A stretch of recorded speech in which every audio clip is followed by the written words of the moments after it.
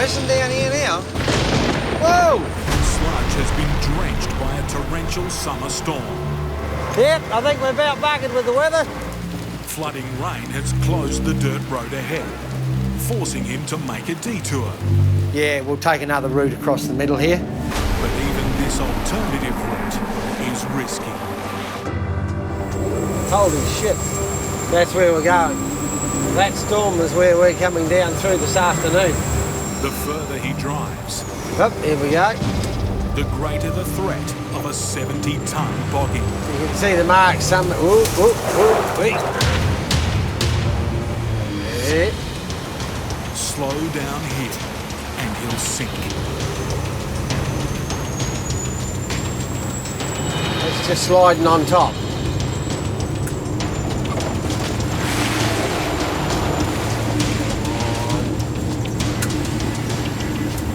Sludge must keep his speed up and try and rally drive his way through. Because I don't think we're going to make this. Come on.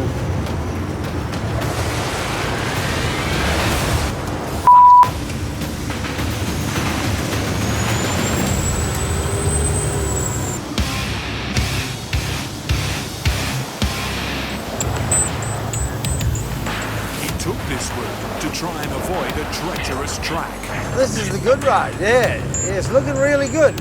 Instead, he's driven straight into a quagmire. Look at the water. It's not really the ideal situation. Finally, his next fuel drop.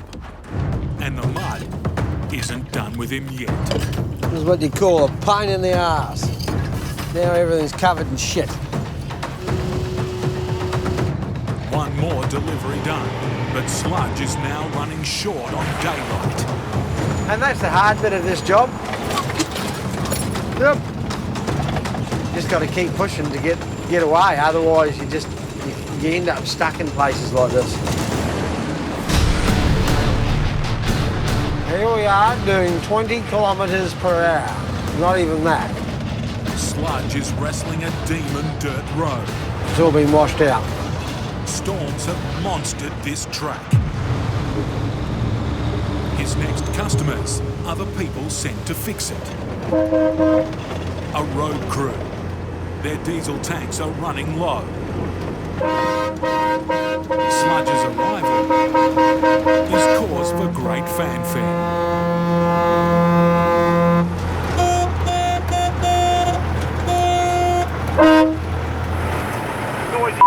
What are you doing, you silly old bastard? This is all their little camp, their setup.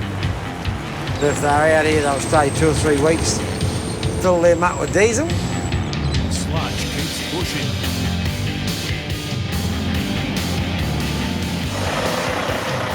I'll just unload it. With the ever-present risk of rain, he doesn't want to finish this job in the dark. We've probably still got 300k, one more delivery down the road. As night falls, nature threatens. Some storms floating around up here. The sky is just mad lit up. Time to wrap things up. This is our last drop. Sludge has overcome terrible conditions to make it here. In Perth, Western Australia, veteran trucker Steve Graham is racing to assemble his road train before nightfall. Plan is to go from here to Alice Springs, about 2,700 kilometres away we go. Yeah, they're still forecasting rain for the western desert areas, and I can see cloud build-up up there already, and if they shut the road, then it becomes a huge issue. I'll be buggered. The severe thunderstorm advice for up here, areas up here, damaging winds. This truck was written off a few years ago nearly by a thunderstorm. The hail was like shaving 20-cent pieces. It was coming in, smashed every bit of glass down the left-hand side, blew half my load off on the road. So I get, I pay attention when it says with damaging winds, I get ready.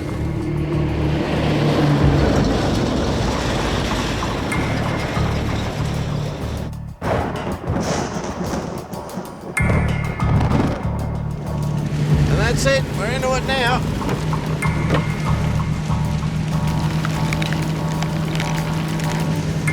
One thing about this business, it's a business of extremes. That wind is awfully strong.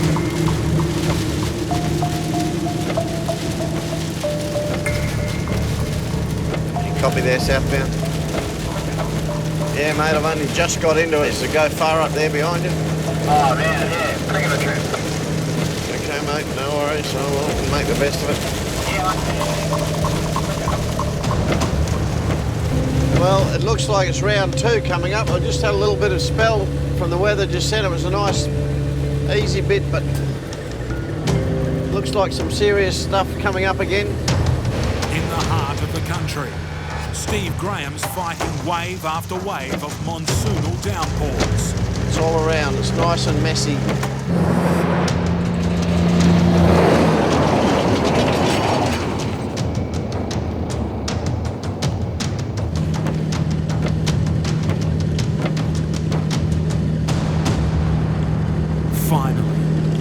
Out there on the Barclay, that's that storm. I think we've got to the west and the north of it. It gave us round 2, but we got through it all right. Fires come all the way up to here, right up to the base of my mate's place here.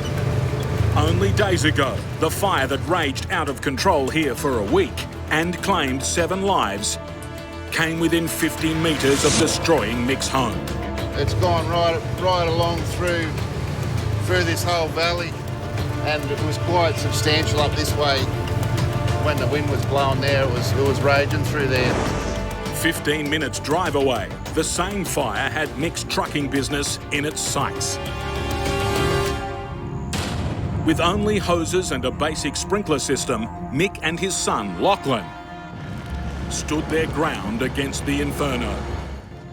The fire was coming over here, it was coming over. Then we realised the gardens were on fire as well. At that stage, we probably thought there's not much else we can do, and came back and saw our building still standing, so that was a bit of a bonus. But Mick's firefight isn't over. His house is surrounded by thousands of acres of tinder-dry forest. The fire conditions remain treacherous.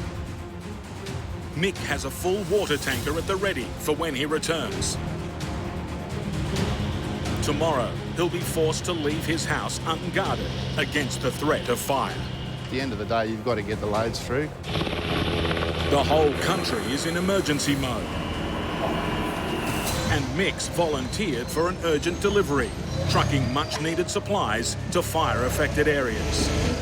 Mick's Mercy Dash will leave his Bateman's Bay home unguarded, and the threat of new bushfires is high. The sun hasn't come out much, it's always under smoke. It's bushfire smoke at the moment. You can smell it, definitely. Mick's pushing to make the 300-kilometre round trip in less than 5 hours. Strong winds are forecast to increase by noon, and he wants to get back and defend his property. The wind is the big problem. That's what makes the fires so quick, is the wind and the fuel is so dry.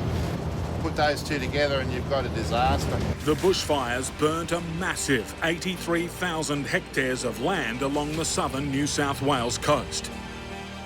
176 homes were lost in the Bateman's Bay area alone.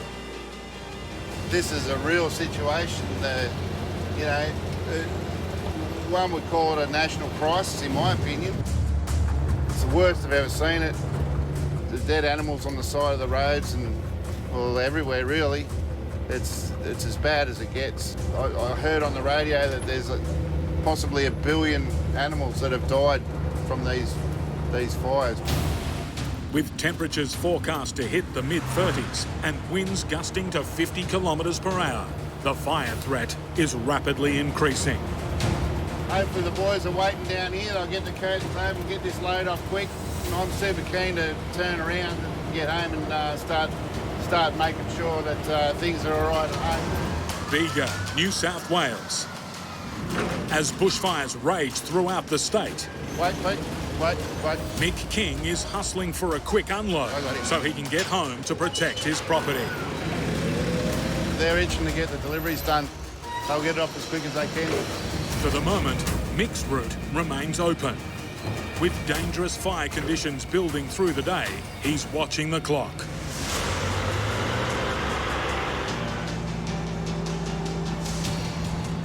Freight's been delivered. We've got about an hour and a half to get back to the depot. Mick's pushing to get home before midday, when weather conditions are predicted to become extreme. I can feel the heat outside now. It's definitely warming up. See those flags flying there now. The wind's actually on its way up as predicted. Same fancy spent the afternoon firefighting. It's only 5 minutes to the depot. I'll be jumping in my car and hightailing it straight home to make sure that things are okay up there. Hopefully everything's all right. Time to jump in the car and head home. Wind's blowing. It's quite strong. It's probably up to 15 knots. Home safe. Load delivered. But for Mick King, the battle continues. Been doing this for weeks, just driving around up that road and up the ridge. This is where the fire is now. It's literally only a couple hundred metres away. Mick's house is still untouched. He kept the fires at bay once, but he can't relax. With temperatures rising, the threat of fire is ever present. Steve's heading for the turbulent tropical top end. A cyclone has just struck, bringing in record rainfalls, sweeping away roads and creating a huge inland sea. Don't go silly in the wet season. It's caught a lot of fellas out over the years. What worries me up north is that monsoon just dumping hundreds and hundreds of millimetres of rain every day and just filling up all those rivers and floodways. This freight that I've got on here on this forward leg's fairly time critical. So I'm going to get on with it, get this load on as quick as I can and get out of here. So I better get up there and get in front of it before they shut things. Straight away, the monsoon threatens. She's a bit wet out there, the visibility is not too good. You just back it off a bit. I hate driving in heavy rain. Driving rain is scary. It's just not worth roaring along at 100 when it's like this. It's bloody silly.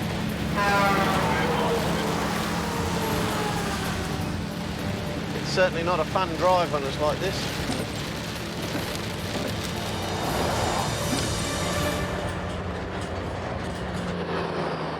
He's made it through. Still a day's drive from the coastal community of Broome, Steve has no idea just how bad the trouble is. I've been out of touch for a day, sitting broken down back there. It'll be interesting to see what the water situation's like further down towards Broome where the trouble's supposed to be. The deluge from a tropical cyclone has caused havoc. This isn't the sea. It's a highway. And Steve's heading straight for it. Just line up the middle of the road and idle through these ones. This is a bit deeper, definitely. And see, a bit just broke away underneath me there. The road's cracked away there. She's gone. The road base is soft. The road base is rotten underneath this road.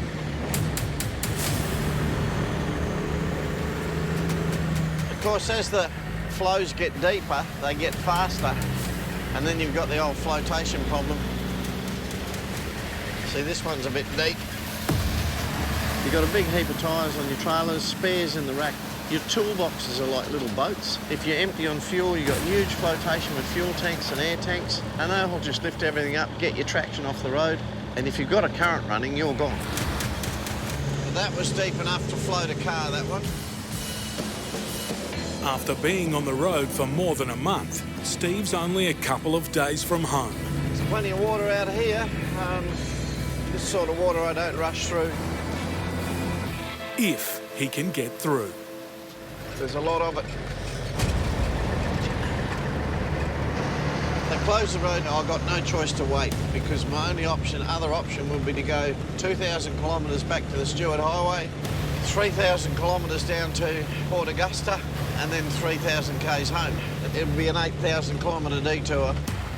And it's getting worse. Looks a bit deeper than what I thought too, looking at that car. Just try and pick up that white line. I don't like getting too close to the edge. There's a fair bit of broken pavement down there. If there's holes been developed and chewed up into that road and it's just marsh underneath, well, you'll sink her. Sorry, mate, sorry. The road surface is gone on the right-hand side. And this bloke coming towards me is going to want his half of the road, but I want my half of the road. It's no place for a game of chicken. You got a copy in that northbound truck coming towards the road train? But there's no radio contact. I was trying to tell him to wait back there. You can see where the water's broken here, the pavement's gone. I've got past where the pavement's broken, so he's basically on his own. And see, he's going a bit far to the left, he's going a bit far to the left. Oh, he's going way too far to the left. He needs to stop. And he just realised he's just stopped.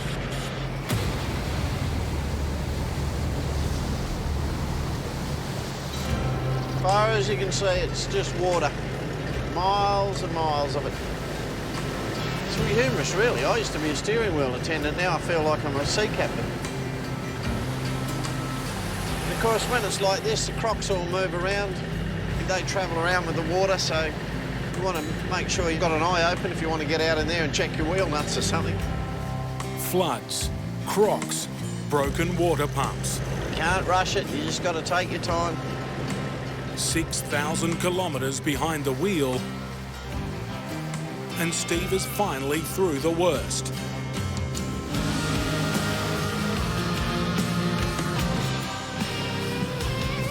Well, I reckon that's it. I reckon that's the job done. I'm on the home run.